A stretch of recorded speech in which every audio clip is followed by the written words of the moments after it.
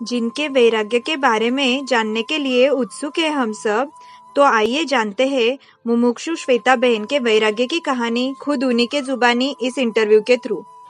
आज हमारे सामने बहुत ही स्पेशल गेस्ट मुमुक्षु बाल ब्रह्मचारिणी श्वेता जी विनोद जी चोरडिया, जिनकी 24 फरवरी को मालेगांव में दीक्षा होने जा रही है। तो ज्यादा समय वेस्ट न करते हुए मैं आपको इनका ब्रीफ में इंट्रोडक्शन करवा देती हूँ। इनके वीर पिताजी का नाम विनोद जी चोरडिया और वीर माताजी का नाम कल्पना जी चोरडिया है। इनका वैराग्य काल 5 साल का है और इनका एजुकेशन व्यावहारिक शिक्षा इनकी मास्टर ऑफ कॉमर्स इन्होंने कंप्लीट किया है। इनके साथ हमारी आज बहुत ही फ्रैंक डिस्कशन होने जा रहा है, जिसमें हम इनको क्वेश्चन आंसर करते हुए खुद को खोजने का प्रयास करेंगे। मेरा सबसे पहला प्रश्न आपको यही रहेगा कि आप ये दीक्षा क्यों ले रहे हैं, क्योंकि अभी अभी हमने इंट्रोडक्शन में सुना कि आपने मास्टर ऑफ कॉमर्स की पढ़ाई कंप्लीट की, यानी आपका पहले से डिसाइडेड नहीं था कि आपको संयम पथ पर आगे बढ़ना है। तो अचानक ऐसा क्या यू टर्न आया आपकी जिंदगी में कि आपने संयम राह को या अपने जीवन पर्यंत का मार्ग चूज कर लिया? आपने एकदम सही बोला कि मैंने एमकॉम किया, क्योंकि मैंने से पहले कुछ डिसाइड नहीं था कि मुझे संयम ही लेना है। लेकिन शुरू से ही मेरे गुरु भगवंतों के प्रति श्रद्धा थी, धर्म के प्रति श्रद्धा थी, और मैंने ये अपने लाइफ का ये भी सोच के रखा था कि नहीं, मुझे कुछ तो भी लाइफ में कुछ तो भी अलग करना है। तो फिर मैंने ये सोचा कि सब जन कोई डॉक्टर हो रहा है, कोई इंजीनियर हो रहा है, ठीक है चलो एक डिग्री चाहिए, मैंने वो भी कंप्लीट कर ली, कॉमर्स कर ली। फिर उसके बाद में मुझे गुरु भगवंतों ने वो भी शिक्षा दी कि 2 चीज रहती है, एक तो संसार रहता है, एक संयम रहता है। संसार में अपन दूसरों के लिए कितना भी दूजो, लेकिन उसमें सुख नहीं मिलता। लेकिन संयम ही ऐसा एकमात्र क्षेत्र है जहां पर अपने अपन खुद की आत्मा के लिए कुछ तो भी कर सकते हैं। और अपन अनंत ऐसा नहीं कि इसी भोग में अपन संयम ले रहे, अनंत इसके पहले भी बहुत ऐसे भोग बीते होंगे जहां पर मैंने संयम लिया होगा। लेकिन उसके पहले मैंने कभी भी ऐसी ऊंची आराधना नहीं की होगी शायद, कि वहां से मैं भवकट्टी करके मोक्ष में जाती।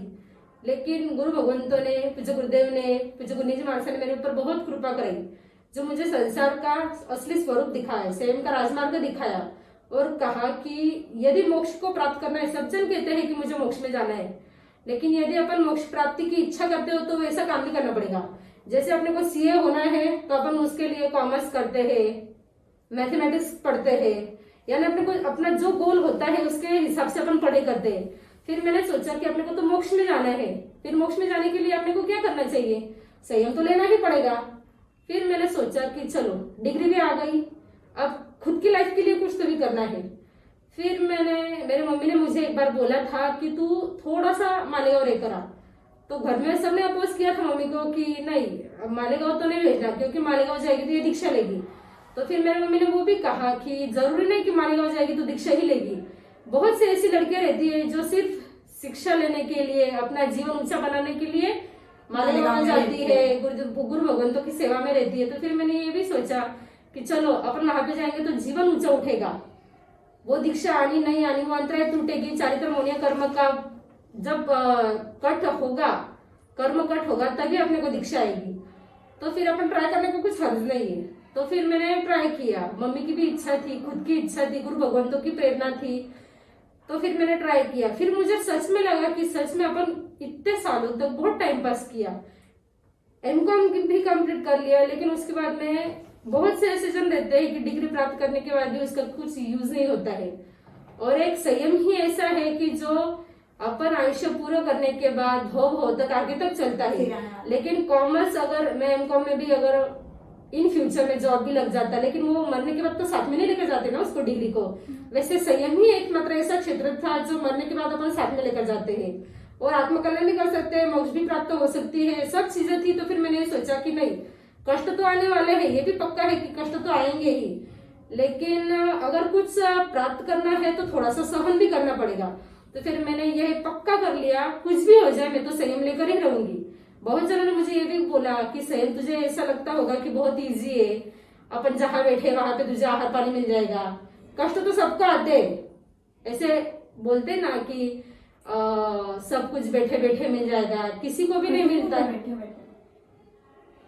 बैठे बैठे कटे मिलेगी कि तो करना पड़ेगा वास्ते। बहुत जन बोलते हैं ऐसे, जैसे अपना संयम में भी ना बहुत संप्रदायवाद भी हो गया कि ये संप्रदाय वो संप्रदाय, यहाँ वहां पर ऐसे बहुत ऐसे, मैं नाम नहीं खोलती किसी का, लेकिन बहुत से ऐसे रहते हैं कि घर पे बैठे भी उनका संयम अच्छे से पला जाएगा। ऐसे लोग कहते हैं कि आपको टिफिन ला कर देंगे, आपका संयम अच्छा पलेगा। लेकिन फिर एक आगम को सामने रखा, गुरु भगवंतों की वाणी को सामने रखा कि नहीं, जैसा गुरु भगवंतों ने जैसे आगम में लिखा है, ये संप्रदाय जो है जहां पर मैं दीक्षा लेने जा रही हूँ, समृद्धगज में दीक्षा लेने जा रही हूँ, वो पूरी तरह से आगम के प्रमाण है। इसलिए मैंने निर्णय किया कि नहीं, मुझे लेना तो समृद्धगज में ही दीक्षा लेना है, जहां पर मेरा संयम ऊंचा पलेगा और मैं भव को कट करते हुए जल्द से जल्द मोक्ष को प्राप्त करूंगी। आपने अभी भी कहा कि आपके मम्मी और गुरुदेव की वजह से आपको बहुत ज्यादा मोटिवेशन मिला है, पर उसके अलावा भी कोई ऐसी विशेष घटनाएं, कोई विशेष व्यक्ति या कोई प्रसंग आपकी लाइफ में जिसने आपको इतना दृढ़ बनाया कि अभी आपका फाइनल डिसीजन दीक्षा ही होगा, ऐसी कोई घटनाएं आपकी या फिर व्यक्ति? प्रसंग था एक बार, कोई तो भी गुरनी थी, उनको बहुत बार उनके माताजी ने गुरु भगवंतों के पास भेजा। उनकी माँ की बहुत इच्छा थी कि तू दीक्षा ले, जैसा मेरा था वैसा ही उनका भी था, कि उनकी मम्मी ने उनको बहुत बार बोला कि तू दीक्षा ले। परिवार से वैसे तो पहले दीक्षा हुई थी, लेकिन उनकी इच्छा हाँ भी थी नहीं भी थी, लेकिन ज्यादा नहीं की थी कि मुझे दीक्षा नहीं लेनी। लेकिन मम्मी की इच्छा थी तो वो हमेशा जाते थे गुरु भगवंतों के पास, वापस आते, ऐसे करते करते वो 6 बार गए, लेकिन 6 बार उनकी अंतराय नहीं टूटी, उनको दीक्षा के भाव ही नहीं आए। फिर गुरु भगवंतों ने भी बोला कि यदि इसकी दीक्षा की अंतराय नहीं टूट सकती तो अपन दीक्षा नहीं दे सकते ना किसी को। ऐसे अपन बोलते हैं ना फोर्सफुली दीक्षा दो, तो दीक्षा में ऐसा नहीं होता है। शादी तो भी आप फोर्स से कर सकते हो, लेकिन दीक्षा तो फोर्स से नहीं होती है। तो जब उनको 6 बार वो वापस घर पे आए तो भी मम्मी ने हिम्मत रखी कि नहीं, मैं तो इसको हमेशा गुरु भगवंतों के पास भेजूंगी और उसको समझाऊंगी कि लेने जैसा तो संयम ही है। माँ ने वापस 7वीं बार बेटी को गुरु भगवंतों के पास भेजा। गुरु भगवंतों ने उस दिन ऐसा व्याख्यान बताया, एक ऐसा व्याख्यान फरमाया जिसे सुनकर वो व्याख्यान में खड़े होकर पछताने ले लिए कि मैं दीक्षा ही लूंगी, शादी कभी भी नहीं करूंगी। वो प्रसंग मुझे याद आया। फिर मैंने भी सोचा कि चलो अपनी भी भावना है तो अपन भी ट्राई करते। फिर वैसे भी मैं मालेगांव आती जाती, दीक्षा के भाव होते, वापस मालेगांव जाती, दीक्षा के भाव हो जाते, वैराग्य आ जाता, वापस घर पे आती, वापस घर से हो जाती। तो सब जन ऐसे बोलते हैं कि इसका वैराग्य आता जाता है। लेकिन एक बार ऐसा हुआ, जब मैं येवला में थी तब एक शॉपिंग सेंटर में गई थी। यहाँ पे येवला में ऐसे मॉल वगैरह है ना, तो वहां पे गई थी। वहां पे एक व्यक्ति मेरे सामने से कुछ सामान खरीदी कर बाहर आया, वाहन पे बैठा था, एकदम अच्छा था, पूरा सामान खरीदी करना, उसको निकलना बस। जब उसने टर्न किया तो सामने से एक ट्रक आया और ट्रक का उसको धक्का लगा, ऐसा धक्का लगा कि ऑन द स्पॉट वो ऐसे गाड़ी पे बैठा था और वहां पे ही लुढ़क गया। तो सब जन ऐसे शॉक हो गए कि ये जिंदा है कि मर गया। कोई व्यक्ति उसको देखने को भी तैयार नहीं। सब जन को समझा कि इसको धक्का लगा है ट्रक का, लेकिन व्यक्ति सब उसको देख रहे थे, लेकिन एक भी व्यक्ति उसके पास नहीं गया। मैं सब देख रही थी। इतने व्यक्ति आजू बाजू के भी थे, वो भी बहुत जन थे कि उस दुकान से बाहर निकले, उस व्यक्ति को देख रहे, सबको समझ रहे कि यहाँ पे एक्सीडेंट हुआ, लेकिन कोई भी व्यक्ति उसके पास नहीं गया।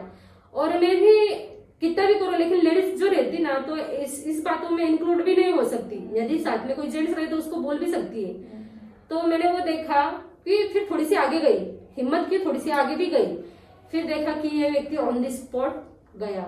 फिर मेरे को वो एकदम धक्का लग गया कि जो व्यक्ति अभी घर से सामान लेकर बाहर आया, दुकान से सामान लेकर बाहर आया, उसको घर जाना था कि मैं घर जाकर अपने बच्चों को, अपनी बीवी को ये सामान दूंगा, खुश होंगे। और उस दिन शायद दिवाली का ही पीरियड था, तो वो घर में जो खुशी का माहौल था वो मातम का माहौल बन गया।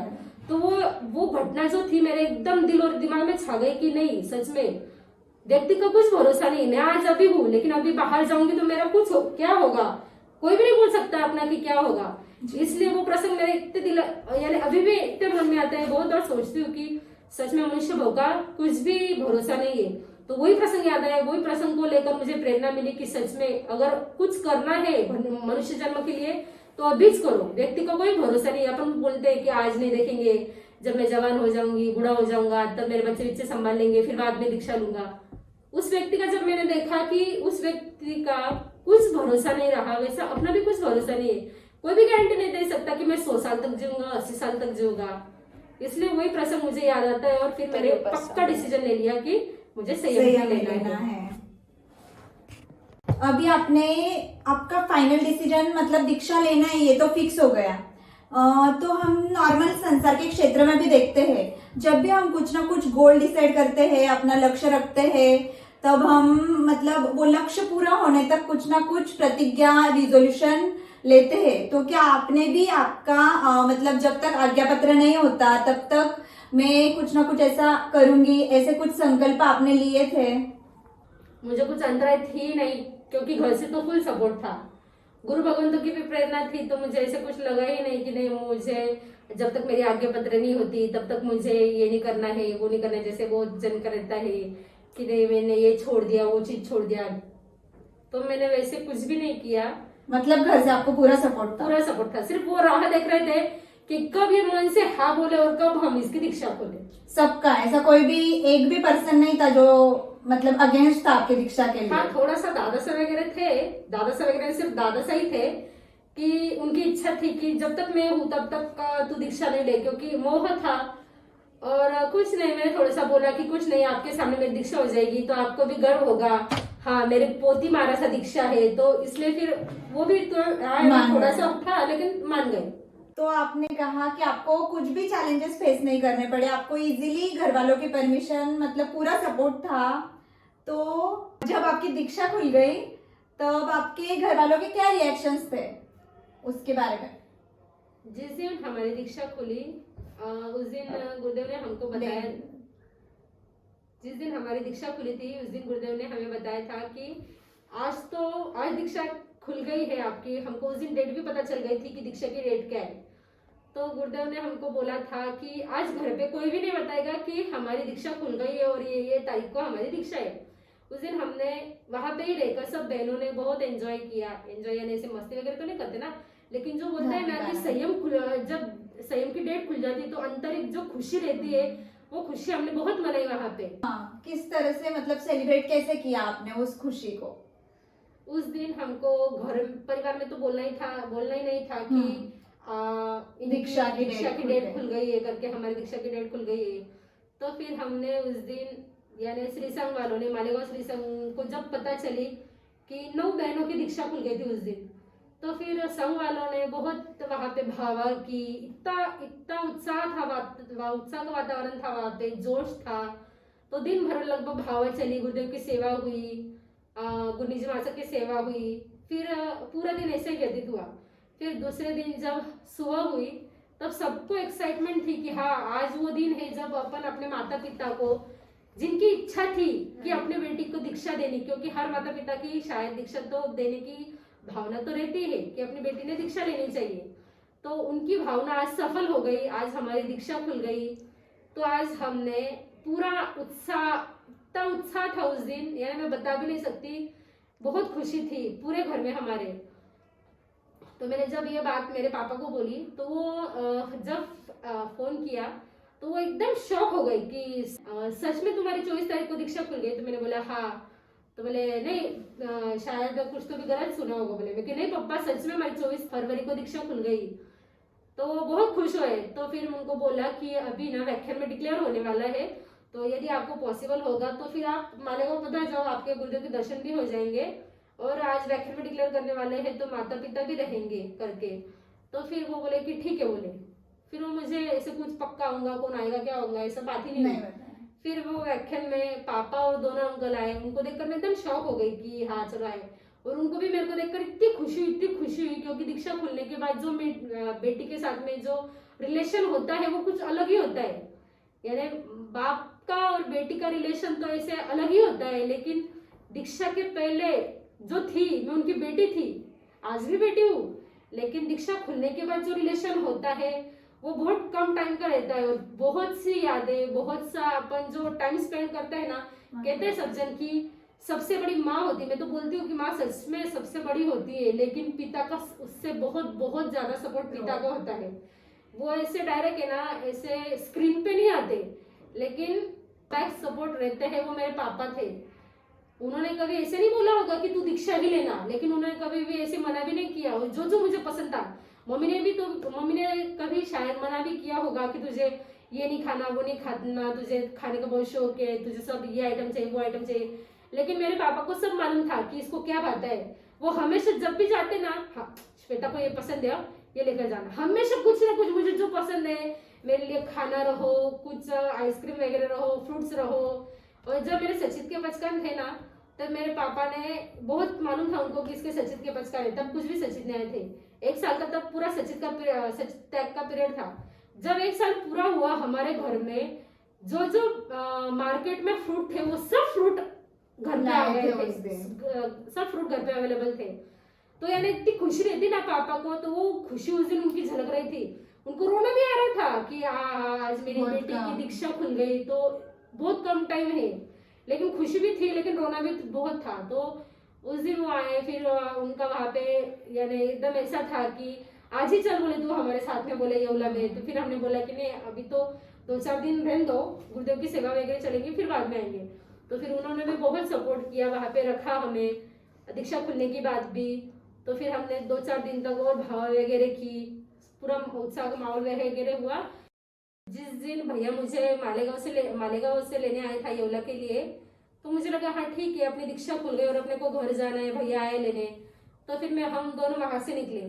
जब घर पे आए, घर पे इतना माहौल देखा, इतना वेलकम के लिए मम्मी पापा भैया भाभी, सब भैया थे, भाभी थे, अंकल थे, आंटी थे, दादा साहब थे, मेरे कजिन, पूरा परिवार ने। मुझे एकदम सरप्राइज था वो, मुझे मालूम नहीं था। और भैया मेरे साथ में थे, तो उसको कॉल आ रहे थे कि कब तक यानी कहाँ तक आए तू। तो मुझे लगा कि ठीक है, अपना चौव्यान का टाइम हो रहा है, इसलिए पूछ रहे होंगे कि कितना टाइम है। तो एकदम मुझे ऐसे यहाँ पे आई, सज्जन को देखा, एकदम शौक हो गई कि सज्जन मेरा अभिनंदन करने के लिए घर पे आए, सब अनुमोदना करने आए। तो मुझे बहुत ज्यादा अच्छा लगा कि हाँ चलो, अपनी संयम की खुशी में जो दीक्षा की खुशी रहती है, वो खुशी का माहौल पूरा ऐसे घर में पूरा बिखरा हुआ था। पूरी खुशी खुशी थी, सबके चेहरे पे खुशी थी, सबके चेहरे पे खुशी थी। और थोड़ा सा मन मायूस भी था कि हाँ बेटी जाने वाली है, लेकिन उत्साह भी बहुत था। अगला प्रश्न पूछना चाहूंगी। जैसे कि हर माता पिता का सपना होता है कि अपने बच्चे को कुछ बनते हुए देखना चाहते हैं, तो क्या आपके माता पिता के भी आपके लिए कुछ ऐसे ही सपने थे? हाँ, मेरे मम्मी के थे ऐसे बचपन से ही। वो हमेशा कहते थे कि श्वेता तू दीक्षा ही लेना, संसार में मत फंसना। तो वो मेरे मन में उन्होंने बिठा कर रखा था वैसे कि मुझे दीक्षा बचपन से। लेकिन जब मैं स्कूल कंप्लीट हो गई, फिर जब कॉलेज में गई, तो फिर मेरी बहुत इच्छा थी, यानी मुझे ऐसे ड्राइंग वगैरह का भी बहुत शौक था। मुझे ऐसे लगा कि नहीं, मुझे फैशन डिजाइनिंग करनी। भैया ने भी उसके लिए बहुत ट्राई किया, चांदबड़ में कॉलेज था, वहां पे देखा भी उसने। लेकिन शायद मेरी पुनवानी बहुत जबरदस्त थी कि जो मुझे वहां पे एडमिशन नहीं मिली, क्योंकि वो जगह फुल हो गई थी। फिर भैया बोला कि ठीक है, 1 साल अपन रुक जाते, फिर नेक्स्ट ईयर देखेंगे। मेरी इच्छा थी, लेकिन जब मैं येवला आई, फिर वो धर्म का माहौल मिला, फिर मेरा माइंड चेंज हो गया। यानी मुझे पहले एकदम फिक्स था कि कुछ भी वजह मेरे को ऐसे आर्ट में कुछ तो भी करना है, फैशन डिजाइनिंग, ड्राइंग में। फिर गुरु भगवंतों का सानिध्य मिला, फिर मैंने मेरे लक्ष्य को चेंज कर दिया कि ठीक है ना, फैशन डिजाइनिंग में तो हर कोई होता है, लेकिन संयमी बनना लाखों में बनता है, और मुझे कुछ तो भी अलग करना था। पहले से ही मैं सज्जन बोलते कि तीनों भाई बहन में बोले वो दोनों एकदम सेम है, तू एकदम अलग है, तू उनसे अलग है। तो फिर वो अलग अलग सुन के फिर मेरे दिमाग में हो गया कि हाँ मैं अलग हूँ ना, तो मुझे कुछ तो भी अलग ही करना है। फिर मैंने सोचा शादी तो सब जन करते हैं, फिर मुझे अब संयम ही लेना है, कुछ तो भी अलग करना है। तो फिर मैंने वो पक्का कर लिया कि हाँ चलो संयम ही लेना है अब अपने को। अभी आपके बचपन के बारे में थोड़ा सा जानना चाहेंगे कि आपको मतलब बचपन से ही रुचि थी धर्म में, या फिर आप मतलब कैसे टाइप के रहे, सिंसियर या बहुत ही मतलब शरारती, कैसे थे? शरारती तो मैं बहुत ज्यादा थी, मस्ती वाली थी। ऐसे गुस्सा आना, झगड़े करना, मारपीट करना, ये बहुत ज्यादा था। फिर जैसे जैसे गुरु भगवंतों के पास जाती गई, यानी मैं पहले स्थानक में जाती, लेकिन सिर्फ रात को जाती, क्योंकि सुबह व्याख्यान में तो मैं उठती नहीं थी जल्दी। फिर दोपहर में तो बोर लगता था मुझे, स्थानक में एकदम बोर है। फिर शाम को जाओ, प्रतिक्रमण होने के बाद माँ से कैसे मस्त स्टोरी वगैरह बोलते हैं, तो फिर मैं वो टाइम देख कर जाती थी कि नहीं अब माँ सब फ्री हो गए होंगे, अब स्टोरी का टाइम रहेगा, वहाँ से स्टोरी फरमाएंगे। फिर वो टाइम पे जाती थी। फिर थोड़ी थोड़ी रुचि बढ़ी, फिर व्याख्यान, और शाम को ऐसे कर दिए। दोनों। फिर जैसे जैसे रुचि बढ़ी, फिर थोड़ा गुस्सा कम हुआ, शरारतें कम हुई, जैसे जैसे बड़ी हुई तो फिर एक समझ आई कि नहीं, अपन लड़की है, लड़की की जो जात रहती है वो शांत अच्छी लगती है, जो गुस्सा करता है। फिर जब मैं बचपन में थी, गुरनी मैया विमल कंवर जी मास्टर जो है ना, उन्होंने मुझे एक बार शिक्षा दी थी। मम्मी ने ना मेरी शिकायत उनके पास की थी कि माँ से ये बहुत गुस्सा करती है, तो आप इसको कुछ तो भी समझाओ कि जिससे ये गुस्सा कम करेगी। तो फिर माँ से मुझे एक बात बताई थी कि जो गुस्सा करता है ना बोले, तो वो सर्प की योनि में जाता है, सांप बनता है। लेकिन मैं छोटी थी, मुझे इतना कुछ समझ नहीं थी कि हाँ गुस्सा करता है सांप जाता है। फिर मासा ने मुझे बहुत बार समझाया था वो। फिर बोला कि बोले तू अभी खाना खाने जा रही है, बोले वहां पे सोचना, बोले कि तुझे गुस्सा करना है क्या, अगर तू गुस्सा करेगी तो तू सांप की योनि में जाएगी। फिर आने के बाद मुझे बोलना, बोले कि तुझे सांप बनना है कि शांत बनना है। तो फिर वो बात भी मेरे ध्यान में थी कि सांप और शांत ये दो चीजें रहती है। फिर मैं खाना खाकर आई, फिर माँ से वापस मुझे बोला, फिर क्या सोचा तूने? मैंने इजीली बोल दिया कि मुझे गुस्सा तो आता ही नहीं ना, और मैं वहां से भाग गई। फिर थोड़ा टाइम बीता, फिर वापस गुरु भगवंतों की प्रेरणा मिली गुस्से के प्रति। फिर थोड़ा सा जीवन शांत भी बना, उनकी शिक्षा से प्रेरणा से एक जीवन में मोड़ आया, लाइफ में टर्निंग पॉइंट आया। फिर गुरु भगवंतों की प्रेरणा मिली, विमल यश जी माता ने बहुत मुझे ज्यादा यानी ऐसे सेवा कराई, शिक्षा कराई कि मेरा जीवन ही परिवर्तित हो गया। फिर मुझे एक लाइफ का सच में ये फिक्स कर लिया मैंने कि नहीं, अपना संयम ऐसा है और संयम के लिए ऐसे ऐसे बिहेवियर चाहिए। तो उस हिसाब से मैंने पूरा अपने जीवन को, अपने लाइफस्टाइल को पूरा चेंज कर दिया। नेक्स्ट क्वेश्चन की ओर बढ़ते हैं। शास्त्र की कोई गाथा जिसने आपको वैराग्य काल में बहुत प्रेरित किया कि आप संयम पथ पर ही आगे बढ़ गए? जब मैं 10वीं कालिक सीख रही थी, तब सुरुचि मास्टर के पास मैं बैठी थी। मैं गाथा याद कर रही थी, तो उसमें एक गाथा ही, लज्जा दया संयम मचेरं कल्याण भाग्य विशोहिठानम जेमे गुरु संयम अनुशासयन्ति तेहम गुरुम संयम पुयामि। तो वो अर्थ जब गाथा में पढ़ रही थी तो मासा ने बोला, बोले तुझे इसका अर्थ पता है? बोले तो फिर मेरे पास अर्थ की बुक थी, तो मासा ने मुझे ऐसे पूछा, मुझे लगा कि मासा ऐसे क्यों पूछ रहे ना, तो फिर मैंने उसका अर्थ पढ़ा। फिर मासा को मैंने उसका अर्थ पढ़ के सुनाया कि मासा इसका अर्थ ऐसा ऐसा है।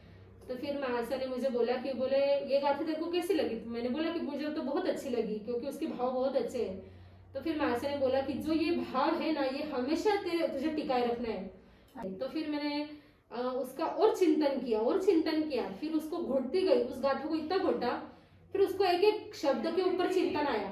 लज्जा दया, लज्जा यानी लाज, दया यानी छेगा जीव के प्रति दया रखना, लज्जा दया संयम ब्रह्मचर्य, संयम और ब्रह्मचर्य, ये 4 बातें होती है जो समाधि के स्थान होते हैं। फिर उसके आगे दिया, जे में गुरु संयम अनुशासयन्ति, जो गुरु सदैव हम पर अनुशासन करेंगे, ते हम गुरु संयम पुयामि, उन गुरु की मैं सदैव पूजा करूंगी। इसके भाव इतने मुझे इतने अच्छे लगे। तो वो आज भी ना, जब भी मैं ये गाथा का रटन करती हूँ, तब सुरुचि मासा की बहुत याद आती है कि उनकी कृपा से इसका चिंतन बढ़ा। यदि मासा नहीं बोलते तो मैं इसका ऊपर चिंतन नहीं बढ़ाती। और एक लक्ष्य भी बना लिया कि जो गुरु मुझ पर हमेशा अनुशासन करेंगे, उनको मैं हमेशा अपना हितकारी समझूंगी। क्योंकि बोलते हैं ना कि जो अपने ऊपर अनुशासन करता है, जैसे एक सर्कस का टाइगर रहता है ना, उसके ऊपर वो हंटर वाला रहता है ना, जो उसके ऊपर हंटर चलाता है टाइगर के ऊपर, तो उसके ऊपर अनुशासन करता है, तभी वो सर्कल के उस पार अच्छे से हो सकता है। यदि वो उसके ऊपर अनुशासन नहीं करता तो वो इधर घूमता, उधर घूमता, इधर दौड़ता। तो उसने उसके ऊपर अनुशासन किया तो वो अपने गोल को प्राप्त किया। वैसे ही गुरु भगवंतों ने मेरे ऊपर अनुशासन किया, तभी मैं अपने लक्ष्य पर चल सकी। और अच्छा अनुशासन, यानी अनुशासन तो कड़क ही होता है, लेकिन जब कड़क अनुशासन अपने को प्राप्त होता है, तभी अपन अपने लक्ष्य को प्राप्त अच्छे से कर सकते हैं, जो शाश्वत सुख को प्राप्त करा सकता है। तो आपके मतलब आपको कोई ऐसे गुरुदेव द्वारा कोई ऐसी शिक्षा दी होगी गुरुदेव ने, जो आपको संयम पथ पर और दृढ़ बना रही है? हाँ, गुरुदेव का है ना, स्टार्टिंग का ही जब गुरुदेव व्याख्यान फरमाते हैं ना, तो गुरुदेव की एक लाइन हमेशा स्टार्टिंग में बोलते हैं, तारो तारो तारो निज आत्मा ने तारो रे, मिनख जमारो आयो हाथ में। इस लाइन का अर्थ था कि तारो तारो तारो निज आत्मा ने तारो, यानी खुद की आत्मा को तारना है, अपने को दूसरों को नहीं देखना है कि इसने ऐसा किया उसने वैसा किया। यदि अपन खुद के आत्मा के पास देखेंगे तभी अपना मनुष्य बहुत सफल होगा। और यदि मनुष्य बहुत सार्थक करना है तो खुद के आत्मा को भी तारना पड़ेगा और दूसरों को भी अनुशासन करके उनको भी तिराना पड़ेगा। तो इसलिए गुरुदेव हमारे ऊपर अनुशासन करते हैं, खुद भी तिरते हैं और हमें भी तारते हैं। जैसे मतलब अपनी यंग एज होती है तो आपको लेकर कभी ऐसे घर में शादी को आपको लेकर शादी पे कोई बात ऐसी हुई थी, कोई इंसिडेंस? नहीं, हमारे घर पे मुझे ऐसे पापा तो हमेशा बोलते थे तेरी शादी करा देंगे, शादी करा देंगे। लेकिन मम्मी हमेशा अपोज करती थी कि नहीं, एक चांस तो दो पहले उसको कि वो अपनी लाइफ का खुद डिसीजन ले। और डिसीजन लेने से पहले अपने वो गुरु भगवंतों के पास रहे, वहाँ पे शिक्षित हो, जीवन को ऊंचा बनाए, फिर आगे देखेंगे। तो ऐसे प्रसंग कभी बना ही नहीं, क्योंकि मम्मी ने मुझे एजुकेशन कंप्लीट हुआ और तुरंत मैं मालेगांव रहने के लिए चली गई। तो फिर वहाँ पे मन भी दृढ़ हो गया, फिर शादी तक ऐसी कुछ बात ही नहीं बनी, बायोडाटा वगैरह कुछ भी नहीं हुआ ऐसा। कहीं बना तो ठीक है। अगले प्रश्न की ओर बढ़ते हैं। तो मतलब दीक्षा लेना इतना आसान नहीं रहता है, तो आपको तो मतलब सबने घर पे बहुत समझाया होगा, डराया भी होगा कि लोच इतना आसान नहीं रहता है, कभी गोचरी मिलेगी, पानी नहीं मिलेगा। तो फिर आपने उन सब बातों को मतलब कैसे प्रूव किया कि मैं ये कर सकती हूँ? सही बोला आपने कि बोले गोचरी मिलेगी नहीं मिलेगी, लोच होगी। जब हम श्री राम कॉलोनी के फ्लैट में जब रहते थे रेंट से, तब हमारे सामने बहुत सारे ना ऐसे सुअर रहते थे। और वहाँ के जो लोग थे ना, ऐसे कि उनका फैशन बोलो कि शौक पानी बोलो, कि वो सुअर को पकड़ते थे, उनको पैर बांध के रखते थे, मुंह बांध के रखते थे और इतना चिल्लाते थे, वो इतना चिल्लाते थे, तो भी उनकी बिल्कुल भी दया नहीं आती थी उनको। और उसको उठाकर ऐसे जोर से लात मारना वगैरह। फिर मैंने ये भी सुना था कि मैंने किसी को पूछा कि ये ऐसे सुअर को बांध कर है ना ऐसे गाड़ी में डालते और उसको लेकर जाते, तो फिर वो कहाँ लेकर जाते? तो मुझे किसी ने तो भी बोला था कि इनका जो धंधा रहता है ना, वो जो उनके बाल रहते हैं ना सुअर के बाल, वो सुअर के बाल से एकदम कसे टाइप्स निकालते हैं और इतना चिल्लाते हैं, लेकिन फिर भी उनको दया नहीं आती है। फिर उनको ऐसे बाम्बू रहता है, उस पर लटका देते हैं, नीचे से आग लगा देते हैं और ऐसे ही जला देते हैं। फिर वो मन में आया कि सच में कैसा तिरंज का जीव है ना, अपने आने मुंह रह के हुए भी ऐसे बोल नहीं सकता कि मुझे छुड़ाओ छुड़ाओ। वो देखते मैं हमेशा यानी बहुत बार ऐसे प्रसंग बनता था कि वो सामने दिखता था, तो हमेशा ऐसे मन में आता था कि अपन भी ऐसे सुअर कभी ना कभी बने होंगे, अपने भी इतना सहन किया होगा, लेकिन एक मनुष्य भाव में जो अपन धर्म के लिए कर रहे हैं कि धर्म के लिए तो अपन रोज वगैरह करेंगे ना, तो फिर वो करना मंजूर था, क्योंकि वहां पे अपन की तो कर्म की निर्जरा होगी, लेकिन वो परवश होकर इतना सहन करना पड़ रहा है। और यहाँ पे अपन खुद की इच्छा के लिए, मोक्ष प्राप्ति के लिए, धर्म के लिए इतना सहन कर रहे हैं, उसमें तो निर्जरा है। और जो वो सुअर कर रहा है उसमें कुछ भी निर्जरा नहीं थी, यानी जो उसने पूर्व भाव में कुछ कर्म किए होंगे, कुछ पाप किए होंगे, इसलिए उसको ये भाव मिला और उसे परवश होकर उतना सहन करना पड़ रहा है। और अपन ये खुद की खुशी के लिए भगवान ने जो बोला है उसका आज्ञा का पालन करने के लिए कर रहे हैं, तो इसमें तो पाप तो है ही नहीं, निर्जरा ही निर्जरा है। तो फिर मैंने वो भी सामने रखा है और ये भी सामने रखा, और कुछ इतना कठिन नहीं लगा। जब भी ऐसे कठिन लगता कि ऐसे कैसे करूंगी, तो फिर वो सुअर की जाति का याद आता था कि नहीं, वो भी तो कैसे सहन कर रहा है ना। आपने अभी थोड़ी देर पहले कहा था कि आपको मतलब ड्राइंग का, आर्ट का बहुत ज्यादा शौक था, तो इसके अलावा भी और कोई शौक जो आप मतलब रखते थे? हाँ, वैसे तो मुझे सिंगिंग का बहुत शौक है, और कोई भी गायन बनते हैं ना तो मुझे एकदम गाना, उसके ऊपर बिठाना, सबको मतलब धार्मिक बोलो। हाँ, यानी पहले मुझे ऐसे पिक्चर देखना, सीरियल्स का बहुत शौक था। फिर उसके बाद में जो भी गाने बनते, फिर उसके ऊपर जो मासब स्तवन बनाते, तो फिर मैं उसके ऊपर प्रॉपर गायन बिठाती।